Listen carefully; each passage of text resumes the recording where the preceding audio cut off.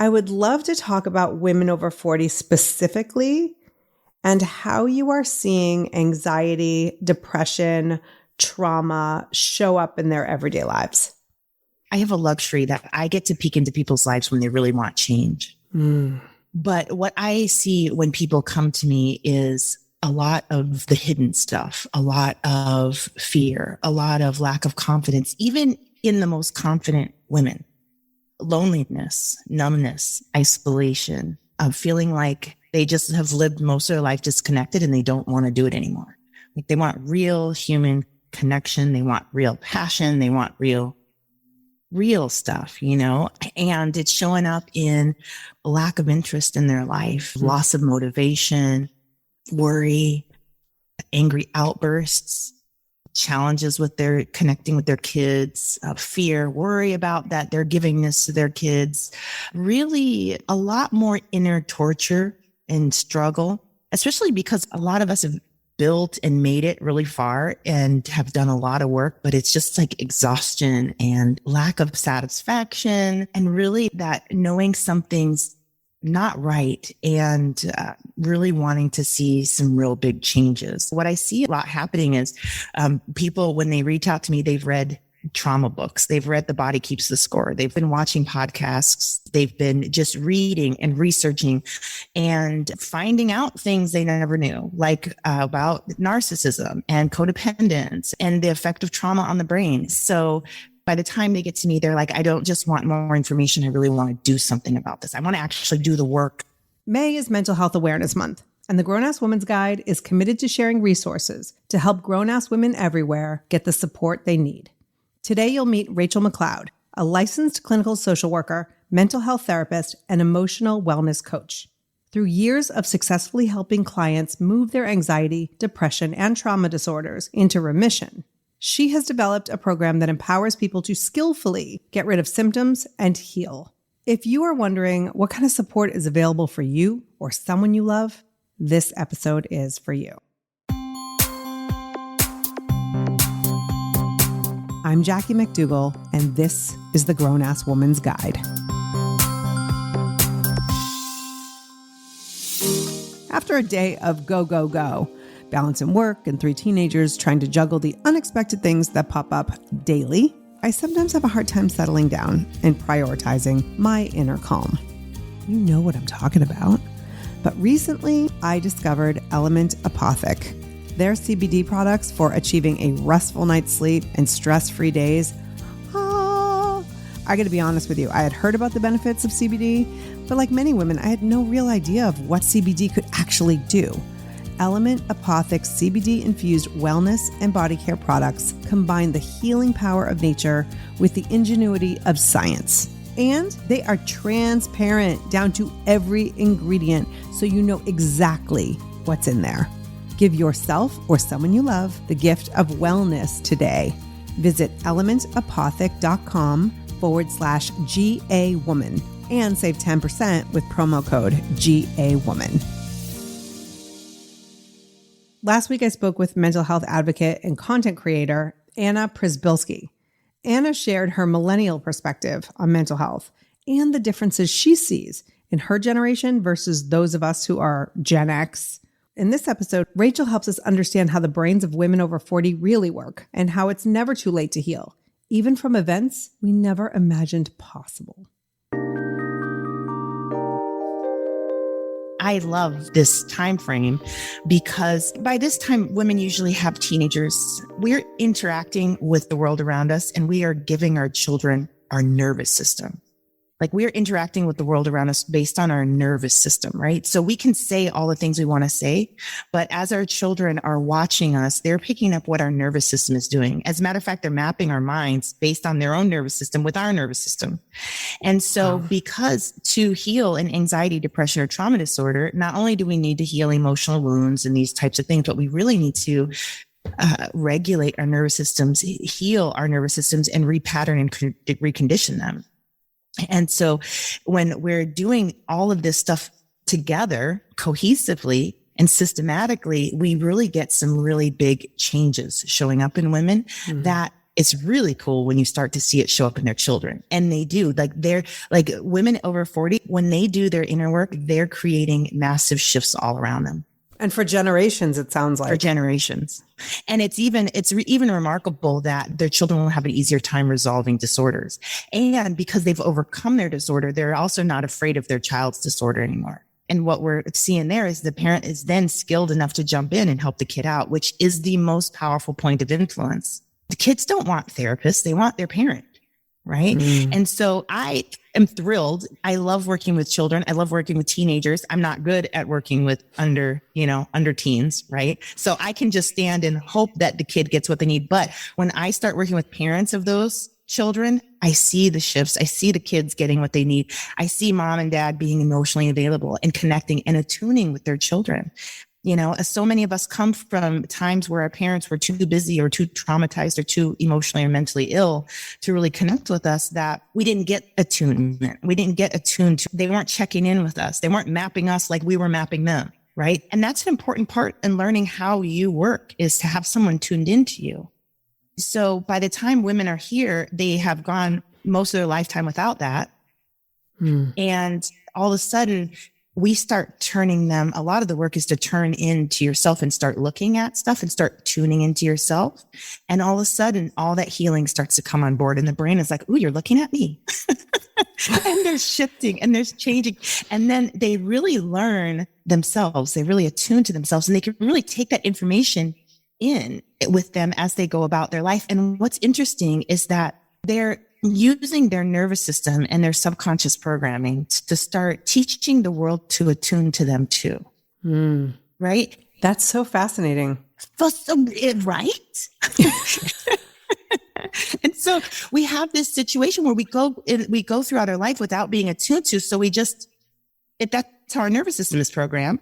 And so we don't even expect it. So we don't call it forward. We don't invite it. We don't grab it when it shows up. We don't recognize it when it shows up. But all of a sudden we start attuning to ourselves, and all of a sudden everyone else starts to do it too. And which is phenomenal and can be really jarring to a nervous system. And so it's really great to have skills to work with that, because all of a sudden it feels like all eyes are on you. And that's where we can sometimes want to sabotage and go run and hide. Right. And prepare ourselves to come back out and absorb this nourishment. Wow. And so when you were describing this quote unquote woman over 40 and how she's feeling and what she's going through, it hit me in all the feels, because not only have I felt many of those things, the women around me, the women in the Grown Ass Women's Guide community, some of my best girlfriends, sisters, we are all feeling this level of disconnection that you explained. And I think based on our generation, because maybe we weren't getting that tuning or, that we just think this is the way it is. Yes. We've been taught to suck it up, buttercup. And if you have anxiety, if you have depression, if you have past traumas, that's sort of a life sentence. And you could take medication, you can go to therapy, and you could talk and all of that. But you're saying you can actually put these feelings into remission. Yes. Can you explain that a little bit more? Yeah. Well, we're kind of going into the world of neuroplasticity, right? And the brain is flexible, is ready to rebuild, build whatever, take stuff down, build new things. And what brains can build anything we want. We want to build connection, right? They're like, okay, brain, let's build some connection, go. And all of those neural pathways will show up. It's just about helping your brain do its work. And that's where a lot of us get stuck, and why in the generation before us, I've seen a lot of them trying to do healing work, but because we didn't have this understanding of the brain's process for healing itself, updating, working through subconscious programming, or how the subconscious mind is involved with that stuff and involved with our everyday life, we just thought, oh, well, this doesn't work. And the truth of the matter is, it works beautifully when you understand where this process gets blocked, why it gets blocked, and really jump in there and support your brain with that. And it's very, very simple. The part of this healing process that gets blocked, or updating process, is where the emotions come up and meet the brain, meet the survival system. And that's not the thinking center. So the emotions actually have a very difficult time getting into the thinking center.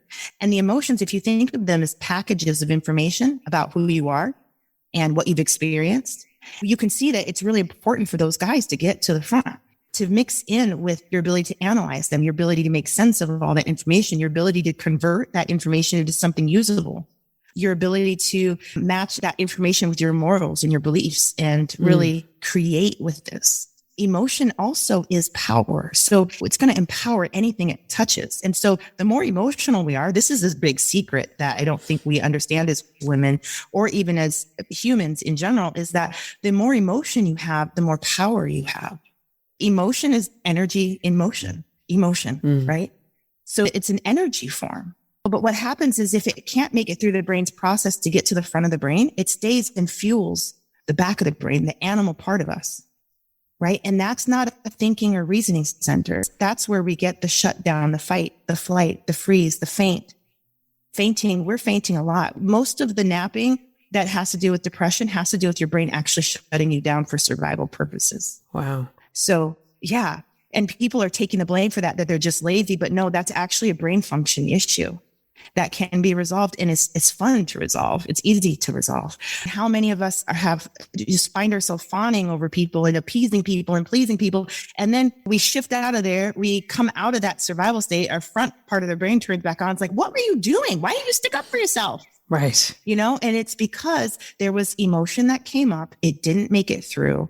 It ignited, lit up the back of the brain, and off we did our animal instincts, whatever they were. Let me jump in here a quick second. First of all, emotion as power. I am so here for this.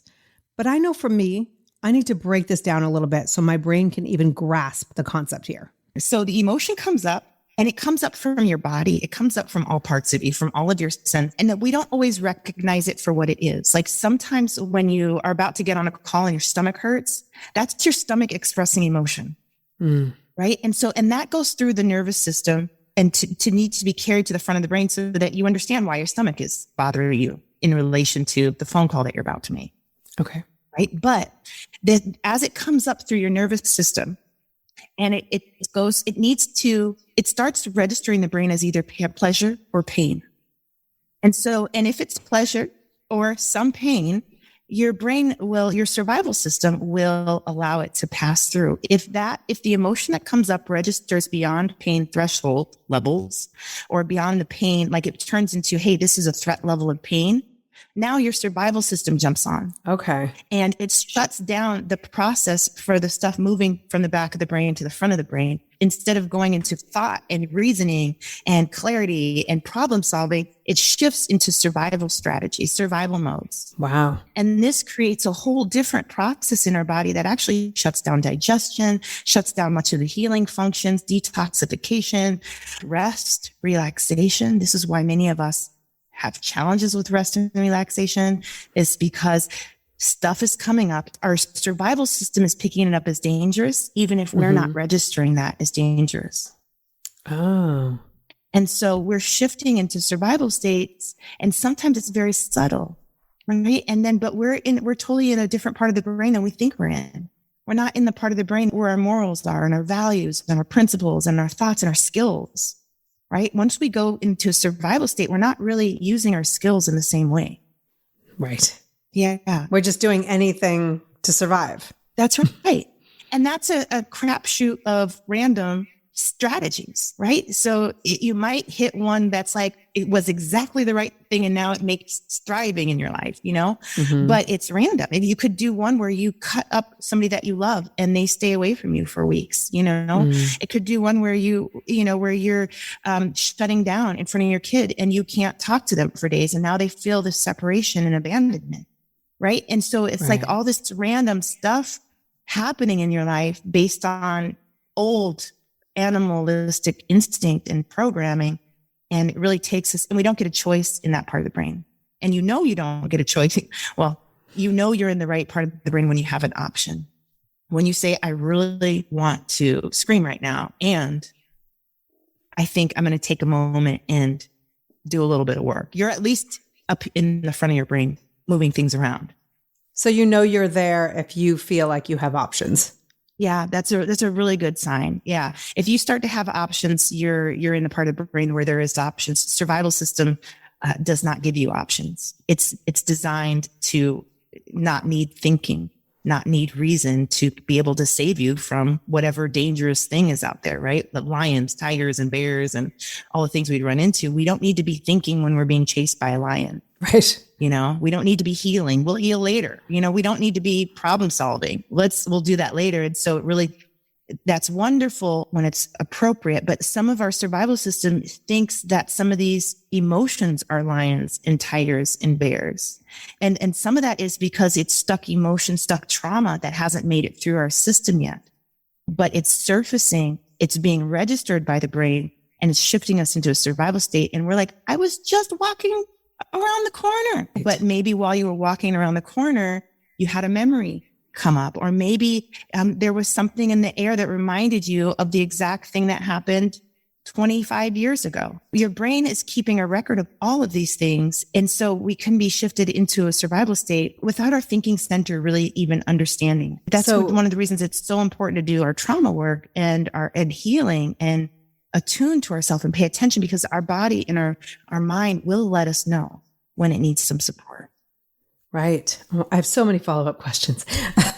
So let's talk about trauma for a second, because at this point of our lives, over 40, many of us have experienced trauma. But when you're talking about trauma, are you talking about just traumatic events, big things that happen in our lives? Because many of us have had those. Or are you talking how do we decide what is trauma and what isn't? Yeah. Well, I think the brain decides that. And so if that's worth repeating again. Okay. When it comes to trauma, the brain decides that. That's right. That's exactly right. And you can see if it's able to process an event or an incident that occurred by if you experience post-traumatic stress about it. Your brain is repeating it. You need to look at it over and over again. It's like, I didn't get what I needed out of there. I don't understand why this happened. I can't figure this stuff out. That's a sign that this thing is not moving through the process, the brain's healing process well. Other things with your nervous system after an event like that, you're jumpier, you're more hypervigilant. Many of us have hypervigilance with tuning into other people's emotions, reading people's facial expressions. Like that can be a skill, right? And it is, if whatever we're developing for trauma reasons is a skill, right? But if it's usually for trauma reasons, we'll see it doesn't turn on and shut off. It's just constant. It's not like today I want to use a hammer. Tomorrow I want to use a saw. It's like we're always using this hammer. And so when we want these skills to be used well, like when we're being kind, right? That kindness can be really wonderful, but it can't always show up like that. We're dealing with different kinds of people. Sometimes we need to be firm and kind. Sometimes we need to be firm and not kind, right? And so, if we're only being kind everywhere we go, we're not seeing that flexibility. But back to what you were saying with trauma, the brain decides what it can get over or not. And one thing that if you're walking down a street and you kick a curb, this might be like frustrating for some people. It might bruise them. And some people, it might break a bone. And we don't say, you're not supposed to say this. Well, it shouldn't have happened like that. So we're not going to treat this like it's a broken bone, even though it's a broken bone. We're not going to treat it like that because it shouldn't have happened. And it's like, there are many small things that happen throughout childhood, even with the best parents, that can break an emotional bone, can really create a massive wound.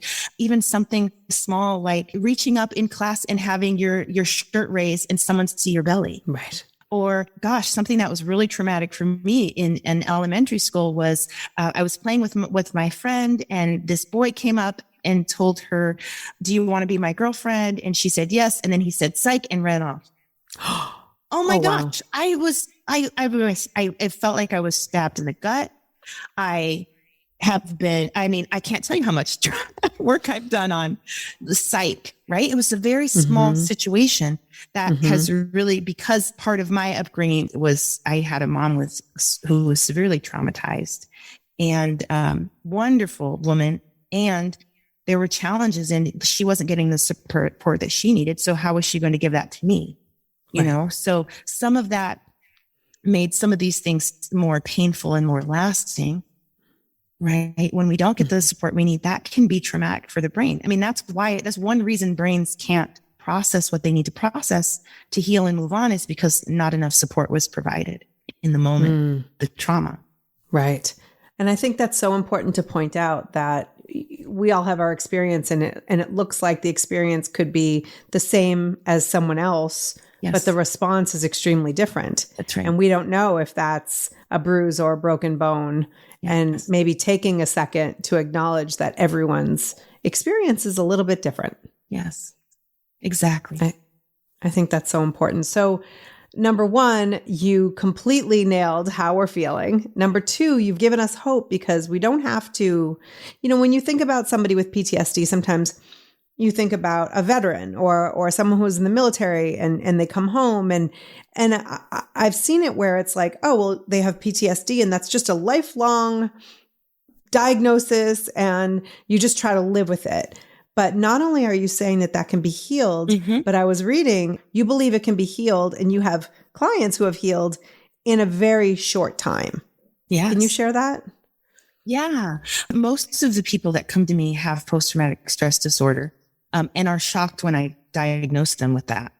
How does that look in some of these people? Flashbacks, sometimes hourly, sometimes daily, inability to sleep, nightmares, avoiding things that would be upsetting. And that one habit there, that's kind of an anxiety thing, right? But boy, that one can become monstrous where you're avoiding people, then you're avoiding places, then you're avoiding thoughts, then you're avoiding whole areas in your own thinking that one little thing can just be massive. And I see it show up very massively in people. Post-traumatic stress disorder, lots of nervous system dysregulation, just overstimulation, can't be touched, feeling restless or jumpy, exaggerated startle response. All of those things hint to post-traumatic stress disorder. And then, you open up their history and they've had anything from sexual abuse to domestic violence in the home as a child. Gosh, that is a war. You're living in a war zone and you're supposed to develop in there. So lots of different parents with mental illness, parents with alcoholism or addiction use. That's a lot of the stuff that I see. And with healing and overcoming these things quickly, what I found, and it took me a long time to resolve my own disorders because I really didn't have numbers and see how to heal and watch the patterns. But once I started seeing if I could help other people, I started to we could heal an emotional wound here or there, but I really started to see that they still would have their disorder. They still were impaired in major areas of their life. And then I was like, and so I started going after those impairments and seeing if I could help them in their nervous system from the inside out show up and not be impaired in those areas. And then sure enough, you can. And so I was really helping people do that. And it took me about 2 years-ish. And some people would come in with the less childhood trauma you have, the less this takes, right? The more it has, the more systems you need to rebuild and the more you need to really walk the brain through building some pretty important functions like joy. Right. Some of us never got the opportunity to build that or built structures where we learned to let's keep joy low. Otherwise bad things will happen. Oh. Right. So we need to get in there and change that and help the brain resolve that so joy is allowed to flow freely. But what I found is after a while, I could do it where they didn't have a disorder. We got there. And then I was like, but that's a long time. Maybe we could do this faster. And so I started implementing different strategies where I would actually hand the interventions over to the clients. And I use activating our survival system and making us act like animals. Right. And what kind of interventions are you using specifically? Are there certain modalities that you use or a combination of modalities? Yeah. I use emotional freedom techniques, interventions that work specifically with the survival system, because that is the point where emotion will either move through the system or get blocked and be pressed back or used for survival strategies. And so everything I do is based on grabbing your survival system and rocking it like a baby. Not really, but in its language, that's really what's happening. And hey, we're all right. We can let this emotion pass through. It's going to be safe. Let's bring down those pain levels. We're good. And the interventions also work to bring down the pain levels of the material, the emotion that's surfacing. So we can really do a lot of work to bring down the level of intensity. And we call this desensitizing of past events, traumatic events. Because if we can get that intensity down, the survival system never gets activated about what is that? What is this here? It's going to kill us. No, actually, it allows the trauma to pass through to the part of the brain that can release it, understand it, and recreate with it and reorganize us in a way that actually builds function instead of that memory being something that constantly is tearing us down.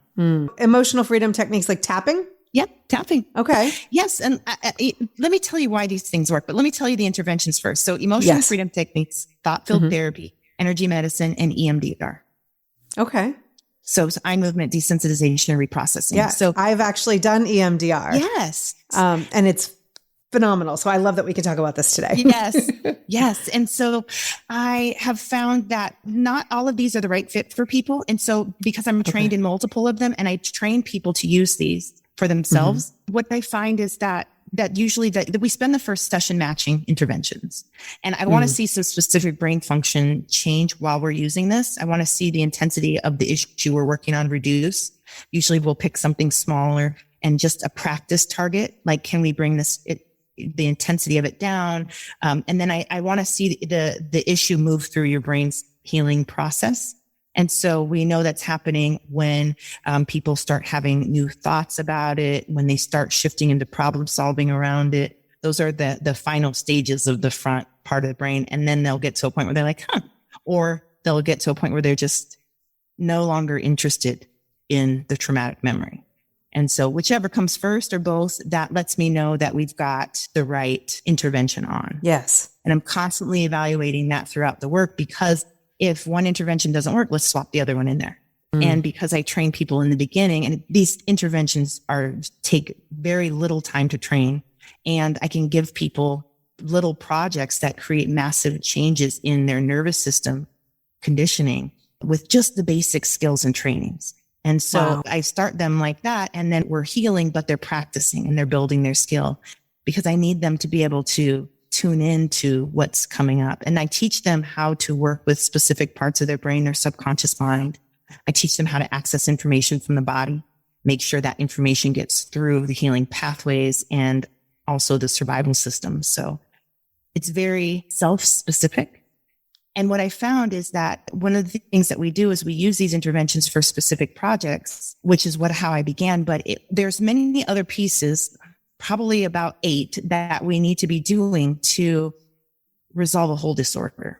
Okay. And so when I started handing off these interventions and started training clients, and then I started giving them specific homework, and then I started saying, after they were using advanced skills with that, then I would notice, I think I can teach them this too. And so I taught them the next thing. And so the next thing I know, I'm teaching them how to process traumatic memories. And the next thing I know, they're coming back to me and like, I worked through this memory and this memory and this memory. I'm stuck on this one. And so I jump into this one with them, and I'd see where they got stuck. And then I could build their skill in there while also helping them resolve the memory. And so they got a lot more work done than just when they were with me in sessions. So it was really empowering them to heal in a much quicker way, and then also to support their brain where they needed it, which is in their actual life. Right. You know, it's one thing when we do the work in our office, that's great. We can do a lot of work there because we're kind of isolating all the other variables.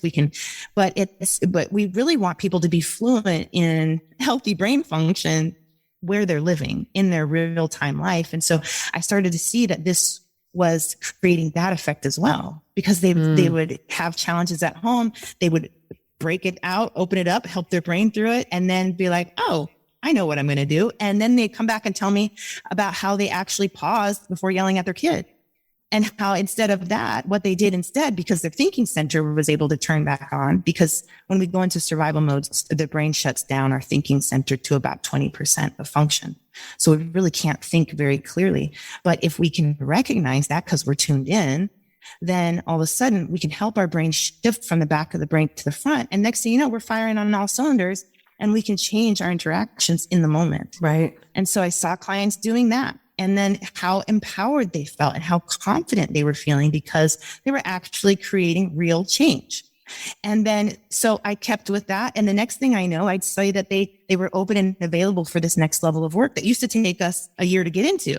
So then I started seeing if I could teach them those strategies.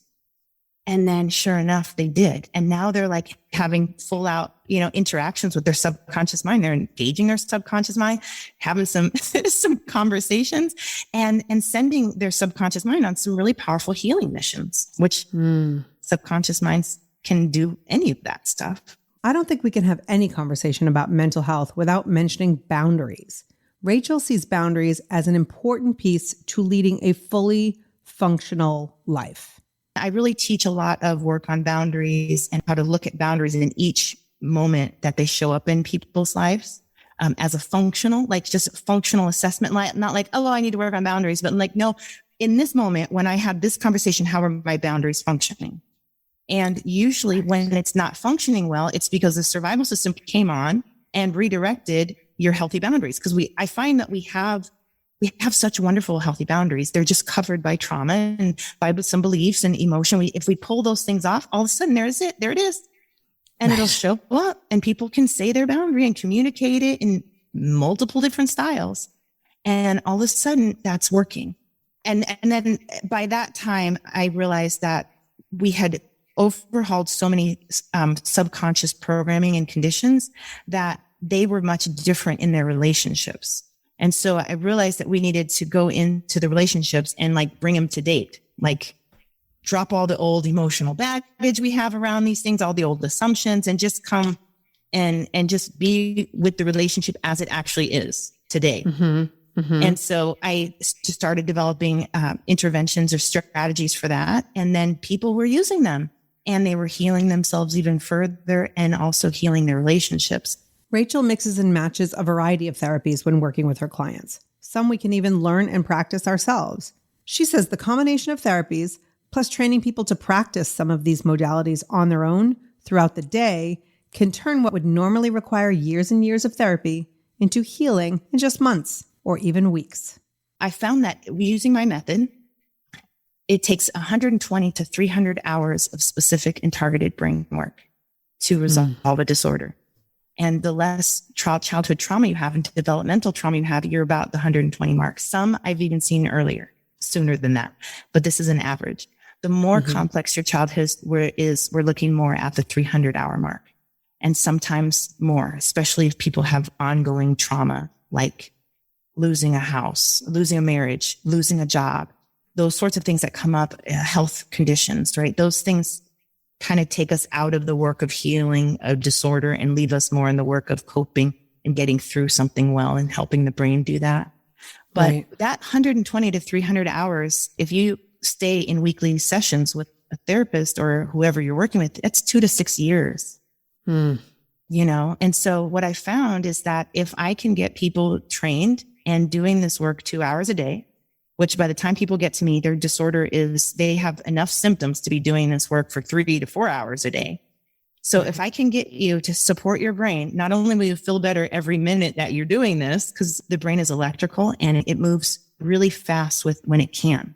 And when we support it properly, it is so fast. And so we can really shift from being back in the back of the brain to the front so instantly.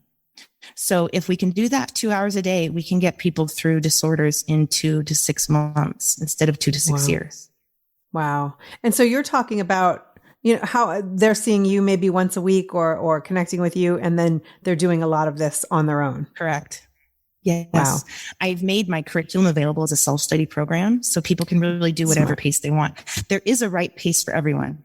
That 2 hours a day mark, I wish that was the right pace for everybody, but sometimes it's not. And you kind of know if that makes you lean back in your chair and you're like, oh, then it's really, that's your nervous system, your survival system saying that would be dangerous for us. Right. But if you're nervous, if you're leaning in, you're like, oh my gosh, that means that your survival system would be like, yes, it's like, we want to do that. Let's do it. And is it possible, depending on where you are in your life and your family or your job or your whatever's going on, that sometimes you might be leaning out and other times you might be leaning in? Absolutely. Yeah. Absolutely. And I find that I don't see a problem with people being able to get their 2 hours in because we can really strategize around that. There's some really wonderful passive strategies where you can get your brain work in without a lot of intention. That is a thing. But when people begin the work and they haven't developed enough observation skills, that's really what that can take quite a bit of time. Okay. Right. And that can stretch things out because they will know that they have symptoms but if like, can they catch the symptom? And that's the work that we're looking at. Can you see right now you're having racing thoughts, or are you more just freaked out inside and you can't see anything? We need to build that ability to observe the self and to be in the moment, but also observing outside of the moment. Many of us have already developed that. I've seen it in 40-year-olds where we really need to spend time there, especially people that have been very gaslit, people that have not received a lot of affirmation, have been undermined. It really disconnects us from our own navigation system and our own ability to connect with ourselves. And so that needs to be rebuilt first. And really in those moments, the most basic strategies are so effective. And so it can be really helpful for somebody to go through the program very slowly. I do have the opportunity for people to do that over an 8-month track. If they're somebody that needs to spend a lot of time in the first session and the first training grounds and then go to the next one. So, and whatever pace someone works at, it's really beautiful. For most people, even going slow, they could expect to resolve their disorder in a year or two. So that's magical. It didn't happen in a year or two. It's been for many of these women, 40, 50, 60 years. That's right. And so a year or two is not a bad amount of time to invest in the rest of your life. That's right. Yeah. So what does this brain work look like? I just want to go back real quick to the intervention. So EFT, I want to clear up for people. Emotional freedom technique. Yes. That's tapping. That's tapping on certain, why don't you explain that a little bit? Yeah. It's working with the meridian system, which we are learning that, and the information's been out there for a while. We're learning that our body is interacting with our thoughts and feelings in the world around us chemically and also energetically. And so we have all these electrical systems that we're now starting to really learn about. And that's really what we're starting to use that for healing, because Stanford had this wonderful quote that said, our cells are communicating 10,000 times faster electrically or energetically than they are chemically. And it really signaled to me this understanding that there are these two different systems that work together, and that we could take one of these systems and do a lot of healing work, but we've mostly focused on the chemical components. And we've really kind of gotten as far as we can get with that without bringing on the energetic. And so when we're tapping on different points, these are part of our electrical system, our body's energetic system. And we're actually tapping on points on our body. And what's wonderful about this is exactly in the native language of the survival system. And so it can actually translate and receive the messages of, hey, we're okay, we're safe, we're calm, we can stand down and let this healing happen. Right. And so that's the powerful piece in there, but it works to desensitize and the emotional distress. So you can take a stressor in your day, think about it, be tapping on it while you're thinking about it. EFT has a lot of talking cues where you talk about your stressor. And by the time you're done tapping, maybe it was a 7 and it was tight in your chest. And by the time you're finished, it's a 2 or a 1, or you can't find it at all. And you feel more relaxed because your body you're supporting its ability to move this stuff through. Right. And that's just the beginning of the awesome party, because once it gets to the front of the brain, that's where the reconstruction goes. And that's where finally your brain can make what you need for your life. And in relation to all these things that happened that didn't get through because they were too painful for your brain to let them through. And is it kind of priming your body to be able to do deeper work? Well, I would say that yes, absolutely. The brain. You can say no, you're full of crap, Jackie. It's totally fine. No, I think there's a truth to what you're saying, because a lot of times we have to do the outer work before we can be allowed into the inner work, especially because you have to get all these layers out here usually are pain. They register as pain in the body. So as we're tapping on anything we run into, which in the beginning of the work, you just kind of put on your intervention pack and spray everything down without even thinking about it, Yeah.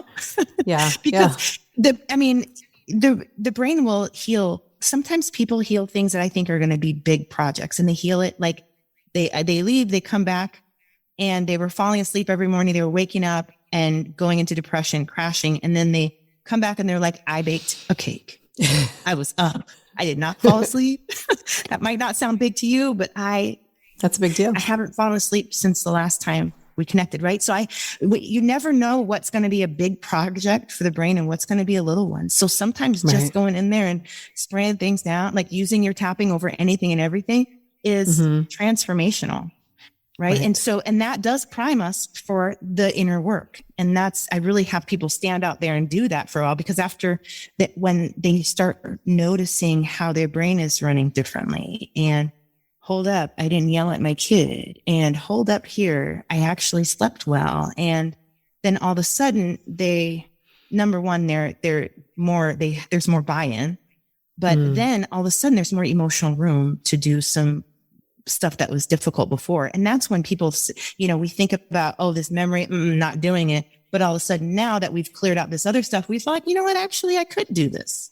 Yeah. And so then we'll go in. So in some ways, it really does prime us for the deeper work. Right. I'd love to talk to you about EMDR for a second, but what did you say the other two were after EFT? Energy medicine. Mm-hmm. What does that look like? That looks like, who's really a powerful proponent in this right now is Donna Eden. And I've been taking her training program for 3 years now. Anyway, I've just been integrating it into therapy because it works perfectly, because we really want to work with the other parts of the brain. We've spent so much time working with the front, our thinking, our thoughts, and thinking things through, but that's not where this problem lies. The problem of anxiety, depression, and traumatic stress, and the block in the healing process. It's not where it is. So I've really been wanting to gather information about, how do I work with these other parts? Well, energy medicine has us working with chakras, meridians, our physical, like Tibetan rings, our aura, things like that. There's 9 systems. And so integrating those with this has been phenomenal. And I really feel like it's been instrumental in helping people repair things like joy, repair their inner connection. I have them do a daily energy routine right in the beginning, because it's so regulating to their whole nervous system. It does so many fabulous things. And I'm also looking at it because there are multiple little interventions in there that some people accidentally find, if I do this right here, it stops my panic attacks. And so then we know we're going to apply that each time a panic attack comes on, because panic attacks will continue until we get to the root issue. And sometimes we can't find the root issue right away, but we want people to have the relief of not going into a full panic attack. Right. While we're kind of digging around and trying to figure out what's going on in there. Sometimes just applying an intervention where panic attacks is happening and doing that consistently enough, like I find it's usually 2 or 3, 4 times.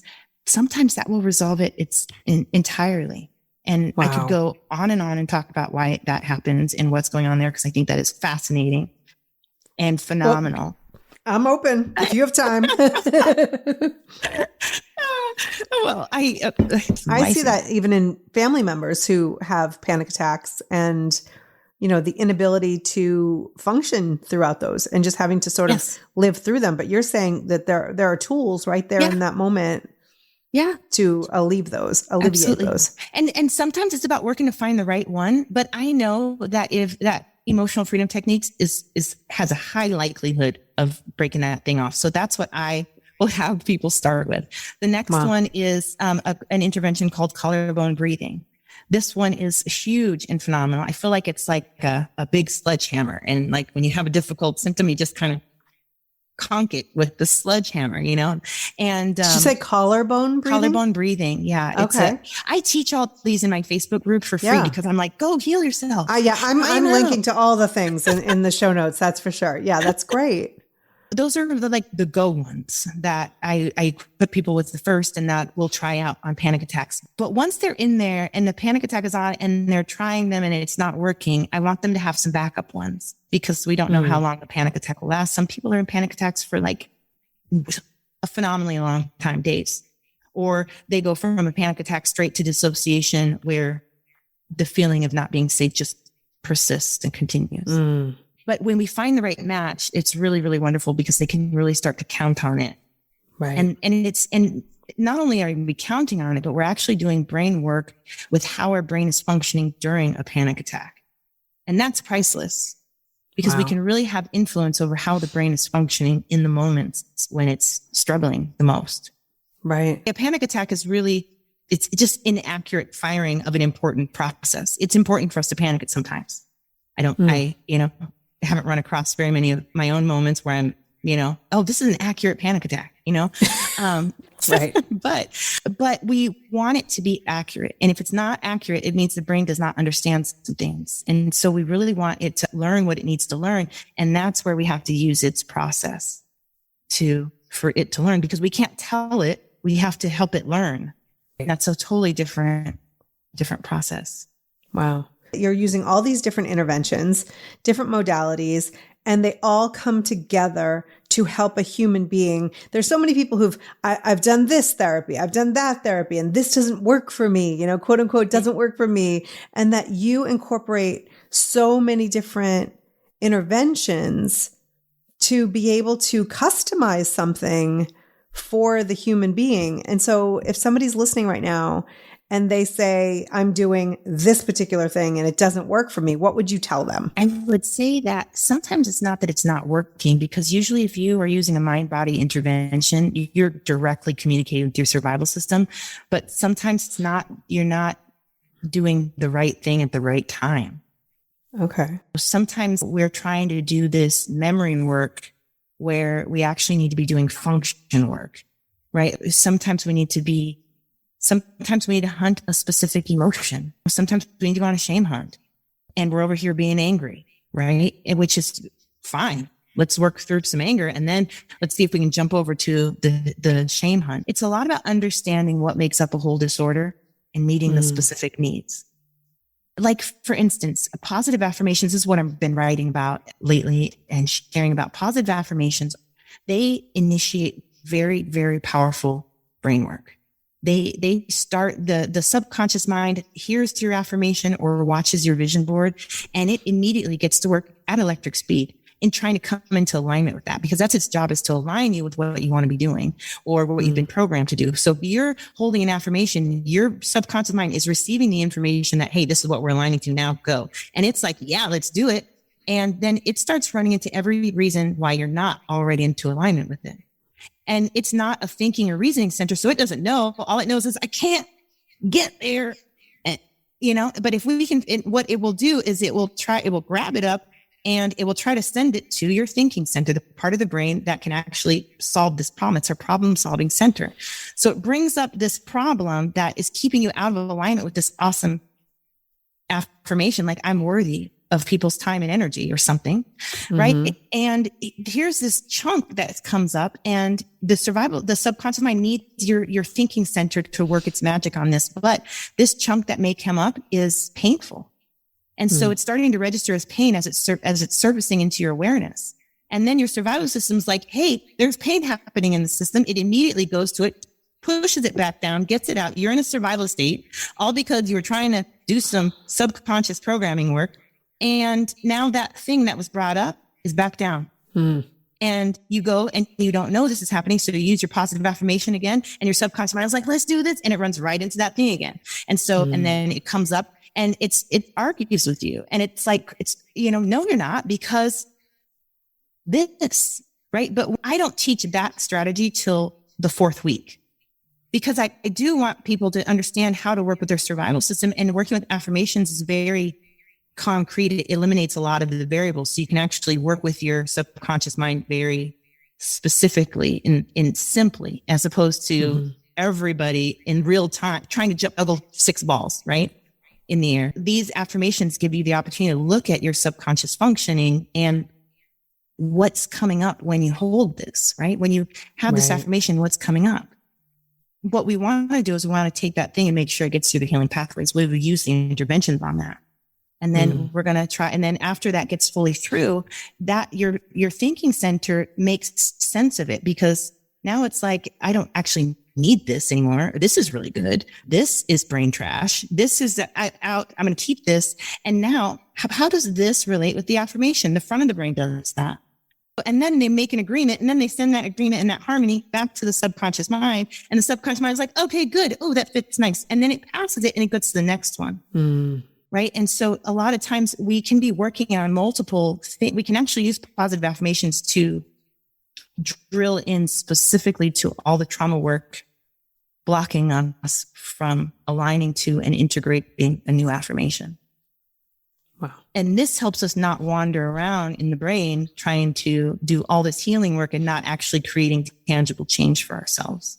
Because ultimately what we're looking for is lasting change, is an improvement from within, so we can then share that throughout. And I think for so long, I can speak for myself, it was all about everyone outside. This person says this and that person did this. And it was a response to external forces versus getting more connected internally. Yes. Because then those external forces don't really have the same influence.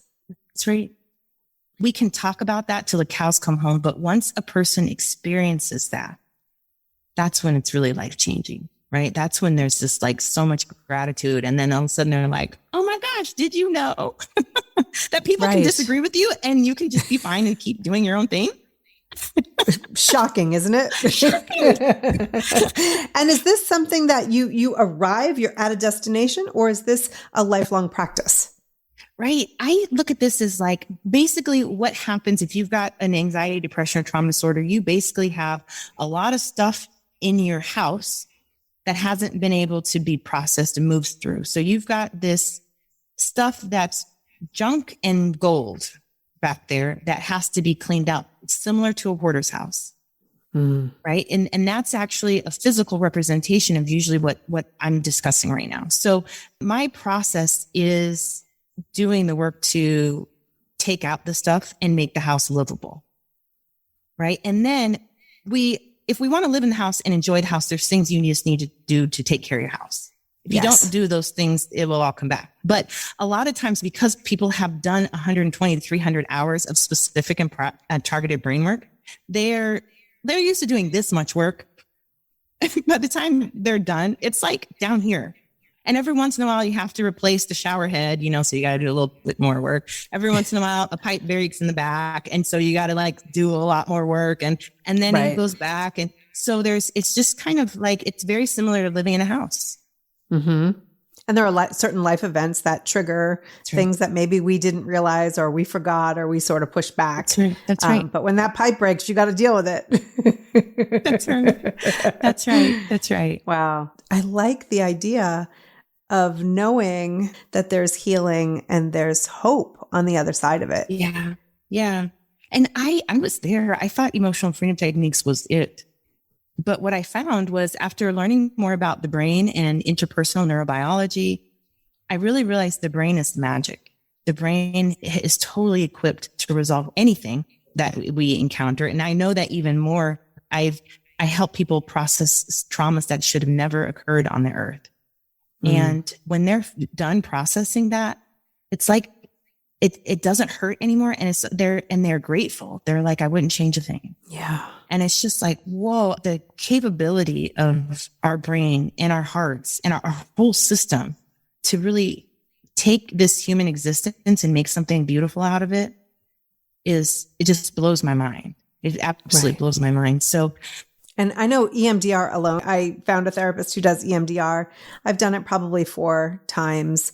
And there were some deep, deep beliefs that I carried with me that I think about those events now, and they're not anything really.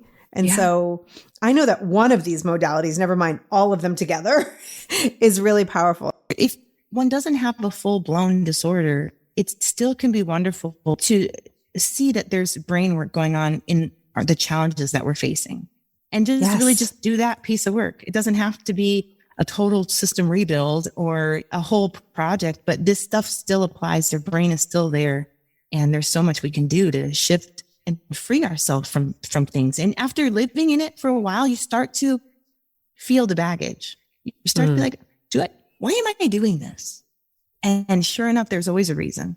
While we didn't do a deep dive into every modality Rachel uses in her healing work, she offers free training on leading interventions for getting rid of symptoms, not just coping or managing them, releasing the baggage of anxiety, depression, and traumatic stress, which I will link to in the show notes, as well as all the ways to reach out to Rachel. Tune in next week because we will take a deeper dive into EMDR, mentioned today in this episode. Dr. Lily Wagner joins me to help us understand EMDR and the benefits, as well as what you should look for in a practitioner. Thank you so much for listening. The growth of the Grown-Ass Woman's Guide greatly depends on you, the listener. If you liked this episode or any episode of the Grown-Ass Woman's Guide, please share it with a friend. If you feel inspired, you could add a rating or review on your favorite podcast app. And if you post on social media, tag grownasswoman.guide so I can connect with you there. Until next time, you are a grown-ass woman. Act accordingly. Spring has sprung, and with the change of seasons, sometimes comes an increase in vitality. If you're feeling in the mood for a little more personal time, may I suggest Coconu. Coconu is all about providing clean and natural ingredients when you're enjoying your most intimate moments, with or without a partner. Naturally safe products developed by people who are obsessed with quality. Get 15% off with promo code GROWNASS at grownasswoman.guide/Coconu. That's 15% off with promo code GROWNASS at grownasswoman.guide/Coconu.